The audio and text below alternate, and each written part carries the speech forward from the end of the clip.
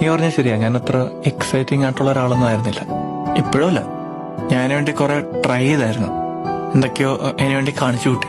പക്ഷെ ഒന്നും അങ്ങോട്ട് ശരിയായില്ല. അങ്ങനെ ഇരിക്കുമ്പോൾ ഞാൻ ഒരാളെ കണ്ടത്, ഞാൻ കണ്ടതിൽ വെച്ച് ഒട്ടും എക്സൈറ്റിംഗ് അല്ലാത്ത ഒരാള്. ഒരൊറ്റ കാര്യം പോലും തനിക്ക് അനുകൂലമായി സംഭവിക്കില്ലെന്ന് ഉറച്ചു വിശ്വസിച്ചിരുന്ന ഒരാള്. പക്ഷെ ഭാഗ്യത്തിന് അയാൾക്ക് ഒരു അവസരം കിട്ടി. നഷ്ടപ്പെട്ട എല്ലാം തിരിച്ചു പിടിക്കാനുള്ള ഒരു അവസരം. അയാൾ ആഗ്രഹിച്ച പോലത്തെ ഒരു ജീവിതം. പക്ഷെ എന്തൊക്കെ പറഞ്ഞാലും നമ്മുടെ ഉള്ളിൽ എന്താണോ അത് മറച്ചു വെച്ചൊന്നും ജീവിക്കാൻ പറ്റില്ല. നമ്മൾ നമ്മളായിട്ട് തന്നെ ജീവിക്കാൻ ഒരു കാരണമുണ്ട്. ഈ ലോകത്ത് എനിക്കുള്ള ആ കാരണം നീയാണെന്നാണ് ഞാൻ വിചാരിച്ചിരുന്നത്. പക്ഷെ അതങ്ങനെയൊന്നുമല്ല. നമ്മളെ ഒരുപാട് വ്യത്യാസമുണ്ട്.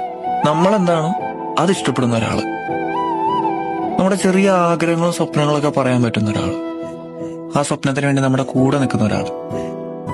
അങ്ങനെ ഒരാളെ നീയും കണ്ടെത്തും, എന്നെ പോലെ എക്സൈറ്റിംഗ് അല്ലാത്ത ഒരാളെ ഞാനും കണ്ടെത്തും.